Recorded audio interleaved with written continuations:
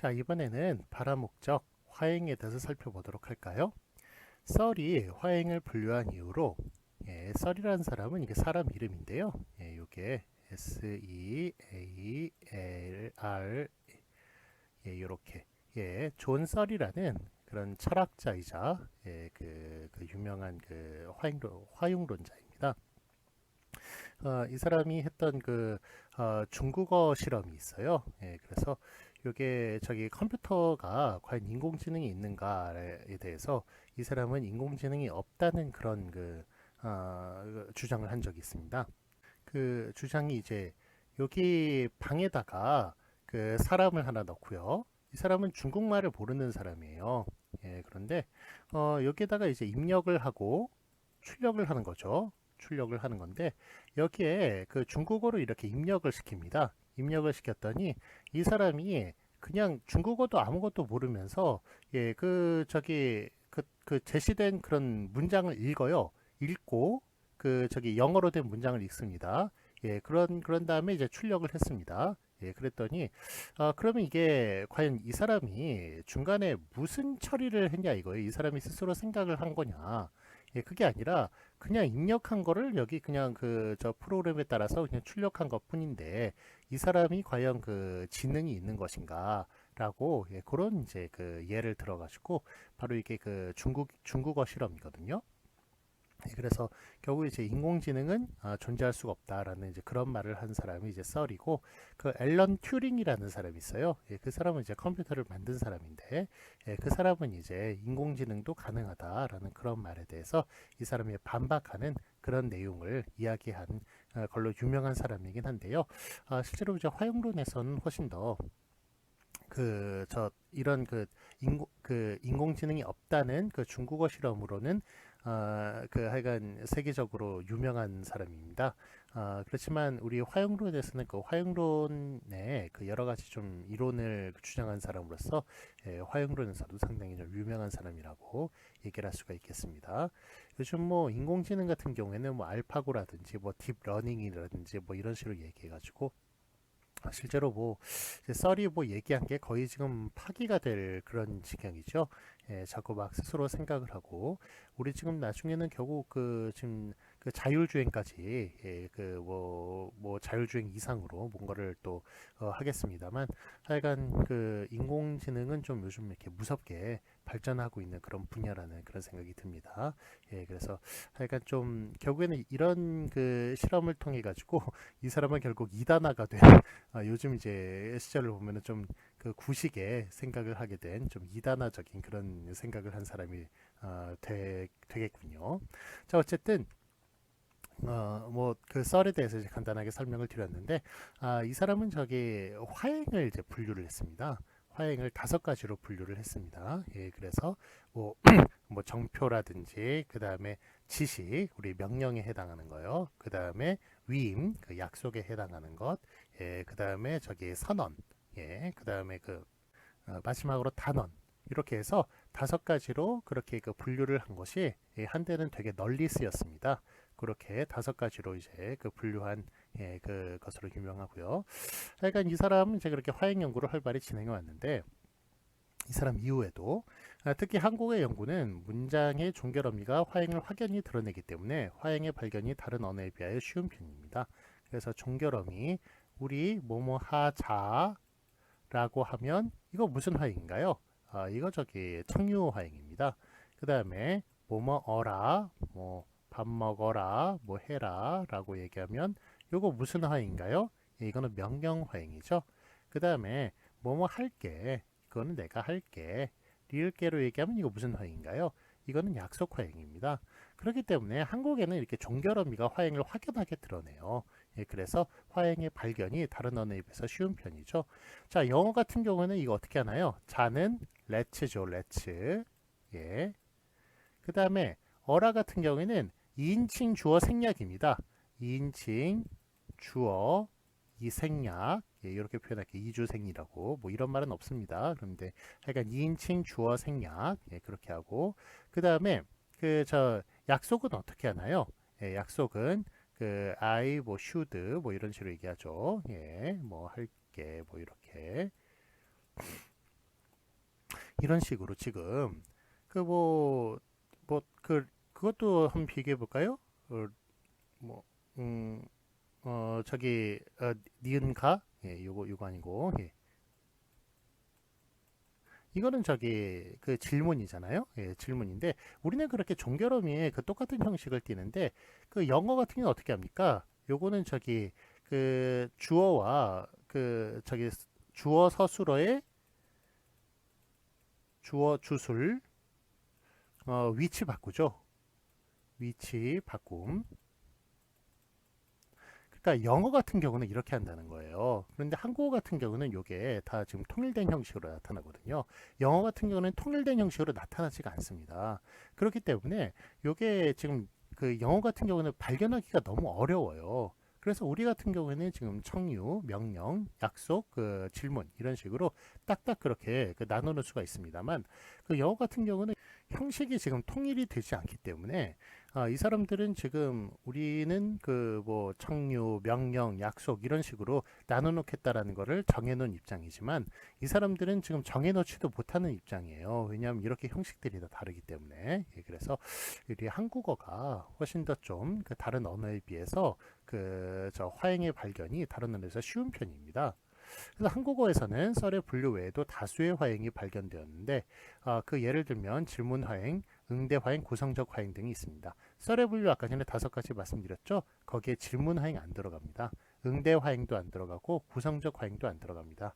그런데 한국어 같은 경우에는 화행의 발견이 훨씬 더 쉬우니까 이런 것들을 다 집어넣을 수 있는 그런 장점이 있는 것이죠. 지금까지 발견된 한국어의 화행을 정리하여 표로 나타내면 아래와 같습니다. 자, 아래 표를 한번 보도록 할까요? 자, 그 주제적 화행이 있고 구성적 화행이 있습니다. 예, 그리고 상호작용적인 층위에서는 자극 화행과 응대 화행이 있고요. 자, 일단은 저 주제적 화행과 주성적 화행의 차이점은 주제적 화행 같은 경우에는 그 저 내용을 다루는 거예요. 구성적 화행은 이제 그 대화의 진행을 다루는 것입니다. 그래서 인사나 안녕하세요 이런 게 무슨 내용이 있습니까? 예, 그 내용 없죠. 그냥 대화를 시작하겠습니다. 그런 표지입니다. 그다음에 호출라인 철수야! 라고 이렇게 부르는 것 예, 그게 무슨 내용이 있나요? 예, 내용 없습니다. 바로 이것도 역시 대화를 시작하겠다는 내용이죠. 그 다음에 인사화행, 예, 안녕히 가세요. 이것도 그 대화를 끝내겠다는 그런 내용입니다. 그런 말입니다. 그렇기 때문에 구성적 화행 같은 경우에는 이거는 대화의 진행을 다루는 것이고, 요거는 이제 대화의 내용을 다루는 것인데요. 주제적 화행은 이제 자극 화행과 응대 화행으로 나눠집니다. 자극 화행은 우리가 저기 그 자극 그 반응의 그 저 심리학 있지 않습니까? 그게 이제 경험주의 심리학이라고 이제 이야기를 하는 것 같은데, 하여간 그 이렇게 자극이 있으면 상대방 이제 반응이 있는 거예요. 이게 사람이 있고, 예, 이렇게 A가 있고 B가 있으면 자극이 있고 반응이 있는 것. 이게 이제 자극 화행, 응대 화행이라고 얘기할 수가 있습니다. 그래서 이것도 뭐 반응 화행이라고 얘기하면 좋겠습니다만 기본적으로 응대 화행이라는 말을 많이 쓰기 때문에 응대 화행이라는 말을 반응 화행이란 말 대신 응대 화행이라는 말을 쓰게 되었고요. 자, 자극 화행에는 진술, 정표, 질문, 명령, 청료, 약속 이렇게 6가지로 나눠지고 자, 그다음에 응대 화행은 긍정, 부정, 응대 거부, 공감, 비공감, 설명, 질문, 응대, 수락, 거절, 허락, 불어 이렇게 나누어집니다. 이렇게 나눠지는데 요게 얘네들이 서로 짝이 있어요. 자, 질문에 대해서 진술에 대해서는 긍정, 부정, 응대 거부로 대답을 합니다. 그 다음에 정표에 대해서는 요거는 공감, 비공감으로 대답을 하고요. 자, 그 다음에 질문에 대해서는 질문이 2가지 종류가 있어요. 바로 설명 질문과 판정 질문이 있거든요. 설명 질문 같은 경우에는 의문사로 질문을 하는 것이죠. 판정 질문 같은 경우는 yes, no로 그렇게 그 yes, no의 대답을 요구하는 것이 그게 이제 판정 질문입니다. 자, 설명 질문에 대해서는 설명 질문 응대와 응대 거부로 대답을 하고요. 판정 질문에 대해서는 긍정, 부정, 응대 거부로 대답을 합니다. 그래서 판정 질문은 진술 화행하고 대답 유형이 똑같아요. 자, 그 다음에 명령 화행에 대해서는 수락, 거절로 대답을 하고요. 청유에 대해서도 수락, 거절로 대답을 합니다. 자, 그래서 명령, 청유 같은 경우에는 대답의 유형이 똑같습니다. 자, 그러면 약속 화행에 대해서는 허락, 불허로 그렇게 대답을 하는 거예요. 자, 그래서 이런 이제 요렇게 6개, 10개 요렇게 이제 말씀을 드렸는데 실제로 보면은 여러분들의 그거를 저희 여러분들은 그걸 알아야 돼요. 그 어떤 질문이 어떤 응대하고 그 매치가 되는가라는 그런 것까지 아셔야 요 발화 목적을 제대로 알 수 있다고 얘기할 수가 있겠습니다. 자, 그러면 그 아래 좀 내려가 볼까요? 그 아래 설명을 보면 자, 1은 화행이 크게 주제적 화행과 구성적 화행으로 나눠지는 것을 보이고요. 주제 구성. 주제적 화행은 자극 화행과 응대 화행으로 나눠지고 자극 화행은 진술, 정표, 질문, 명령, 청유, 약속 6개. 그다음에 응대 화행은 긍정, 부정, 응대 거부, 공감, 비공감, 설명, 질문, 응대, 수락, 거절, 허락, 불허로 나눠집니다.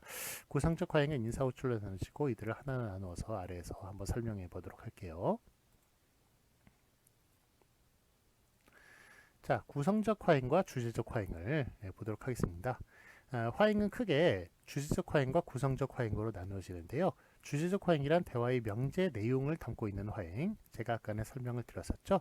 자, 그다음에 구성적 화행은 대화의 형식적인 측면, 진행을 담당하는 화행이다. 자, 그래서 주제적 화행은 대화의 스토리를 이끌어 나가는 역할을 하고 있고, 구성적 화행은 대화의 진행을 돕는 역할을 하고 있습니다. 주제적 화행에 해당하는 진술, 질문, 명령, 긍정, 부정 등은 모두 대화의 스토리를 이끌어 나가는 역할을 하는 것을 볼 수 있고 스토리입니다. 스토리, 내용, 구성적 화행에 해당하는 인사 부르기 등은 대화의 시작을 구성하여 대화의 진행을 돕는 역할을 그렇게 하는 것을 볼 수가 있습니다. 그래서 영화로 치자면 주제적 구성적 화행은 영화에 비유하면 주제적 화행은 배우들이고요. 그 다음에 구성적 화행은 스태프입니다. 그래서 그 주제적 화행은 실제 나와서 활동을 하는 그런 이제 대화의 내용에 관련된 그런 것이라고 볼 수가 있고요. 저 구성적 화행은 그 스태프 그러니까 그 영화 자체에는 물론 뭐 등장하기도 하는 등장한다기보다도 그 영화의 그 진행을 도와주는 그런 역할을 한다고 그렇게 말을 할 수가 있겠습니다. 자, 이런 얘기를 지금 처음 듣는 분도 있고, 그 다음에 지금 지난번 수업에 들으신 적도 있을 거예요. 제가 1년 전에 담화 분석론이라는 수업을 했었거든요. 그래서 요거는 지금 가장 기본적인 그런 내용이기 때문에 지금까지 수업한 내용, 오늘 수업할 내용 다 마찬가지입니다. 그래서 지금 반복되는 면이 좀 있을 거예요. 근데 그 반복되시는 분들은 벌써 1년 전 지식이기 때문에 조금 복습한다는 측면에서 그렇게 좀 공부를 해주시고요. 새로 공부하시는 분들은 이거 대단히 새로운 이야기 드릴 거예요. 그러니까 이게 조금 그 전에 이제 공부하셨던 분들은 다 아는 내용을 또 얘기하는 걸 수도 있고 그러니까 대단히 좀 다 중요한 내용들이니까요. 이거를 아셔야 뒤에 있는 내용들을 다 좀 쉽게 파악을 할 수가 있습니다. 자, 그래서 제가 드리고 싶은 말씀은 먼저 이걸 알고 계신 분들은 좀 복습하는 의미에서 또 공부를 좀 해주시기 바라고 이거를 새로이 공부하시는 분들은 좀 몇 번이고 좀 반복해서 요거를 좀 숙지할 수 있을 때까지 그렇게 좀 공부를 해주십사 하는 그런 말씀을 좀 드립니다. 자, 이번에는 이제 자극화행과 응대화행을 보도록 할까요? 자극화행이란 가까우리 한 번씩 말했을 때 응대를 요구하는 내용을 말하는 쪽의 화행을 뜻합니다. 그 다음에 응대를 요구하는 내용이요. 그 다음에 응대화행이란 가까우리 한 번씩 말했을 때 상대의 요구에 대해 응대하는 쪽의 화행을 뜻합니다. 그래서 응대하는 쪽의 화행. 예를 들면 명령과 수락, 거절의 관계가 있을 때 명령이 자극화행이고 수락, 거절이 응대화행이 되는 것입니다. 또한 진술과 긍정, 부정, 응대 거부의 관계가 있을 때 진술이 자극화행이고 긍정, 부정, 응대 거부가 응대화행이 되는 것입니다. 자, 그러면 자극화행 살펴볼까요? 자극화행은 진술화행, 정표화행, 질문화행, 명령화행, 청유화행, 약속화행으로 나누어지는데요. 진술화행이란 발화의 명제 내용이 나타나는 사태가 사실임을 주장하거나 사실 가능한 것임을 주장하는 언어행위입니다. 요거 좀 말을 어렵게 써놨는데 진술이라는 것은 크게 이제 그래서 요것도 사실 좀 바꿔야 될 것 같아요. 이게 요 좀 내용도 요 진술은 뭘 하는 거냐면 아, 저기 정보를 말하거나 예, 의견을 말하는 것이 진술입니다. 예, 그래서 밖에 지금 비가 오나요? 예, 밖에 지금 비가 오고 비가 온다 안 온다 라고 얘기하는 거는 바로 그거는 이제 사실에 관련된 정보를 이야기하는 거죠. 자, 그런데 뭐 김철수는 멋있다라고 이야기를 합니다. 예, 그거는 그 자신이 그 가지고 있는 그런 의견을 주장하는 거예요. 예, 그렇기 때문에 이게 뭐 정보를 이제 제보를 한다고 그러죠. 정보를 제보를 하느냐, 의견을 주장을 하느냐, 예, 이렇게 크게 진술화행은 이제 나눠진다고 얘기를 할 수가 있겠습니다. 자, 그래서 예전에는 이게 이런 것들을 다 진술화행에 하위화행을 제가 분류를 못했거든요. 그렇기 때문에 이런 식의 이제 정의를 내린 것이고요. 사실은 이제 요 진술화행을 분류를 하기 시작했습니다. 예, 그 우리가 저기 지금 중간고사 후반기에 중간고사 그 이전에 전반기에는 우리 중간고사 그 이전에는 예, 바로 그 발화 전략을 다루기로 했고 중간고사 이후에는 이렇게 그 화행의 분류에 대해서 다루기로 했죠. 예, 그래서 지금 이렇게 나누어서 다룰 것인데 그 이게 이제 그러니까 중간고사 이후에 우리 그 수업의 후반기 때 이제 다룰 그런 내용인데요. 이게 제가 지금 그 2018년서부터 2년 동안 지금 하고 있거든요. 하고 있는데 저도 하면서 참 너무 이렇게 지난한 작업이다. 좀 지루한 작업이다라는 생각이 좀 들어요. 그래서 사실 되게 필요한 작업이긴 한데, 이게 좀 철학적으로 좀 생각할 것도 있고 상당히 어렵습니다. 예, 그래서 예, 그 진도도 좀 되게 천천히 나가고 있는 편이고, 게다가 이런 거를 제 나누는 거는 우리 그 수행동사라는 게 필요해요. 그래가지고 뭐 명령하다, 진술하다, 약속하다 이런 것들이 다 화행을 나타내는 수행동사들이거든요. 그런 거를 이제 1000개 넘게 모아가지고 예, 그래서 이제 그거를 하나하나 분류를 해나가고 있는 것이기 때문에 상당히 좀 진도도 좀 천천히 나가고 예, 그다음에 제가 생각했던 것과는 좀 다르게 또 연구가 되는 경우도 있고 예, 그래서 상당히 좀 그 저기 그러니까 뭐 계속 하고는 있습니다만 참 힘든 작업을 지금 하고 있습니다. 그래서 그 여러분께도 이게 그 재밌게 좀 다가와야 되는데 제가 어떨지 잘 모르겠어요. 그래서 지난 그 일주일 전에도 말씀을 드렸다시피 예, 그게 좀 지루하다 싶으면 바로 다른 걸로 돌리겠다고 말씀을 드렸는데 예, 그때는 하여간 그 여러분들 좀 그 의견을 모아보고 예, 그렇게 그 수업을 하여간 진행하도록 하겠습니다. 어쨌든 이렇게 진술화행은 제가 분류를 해보니까 정보를 제보하는 것과 의견을 주장하는 것 두 가지로 나눠지더라고요. 예, 그래서 뭐 이런 것들은 되게 큰 수학이었다는 그런 생각이 듭니다. 그래서 이런 거를 이제 여러분들이 그 배우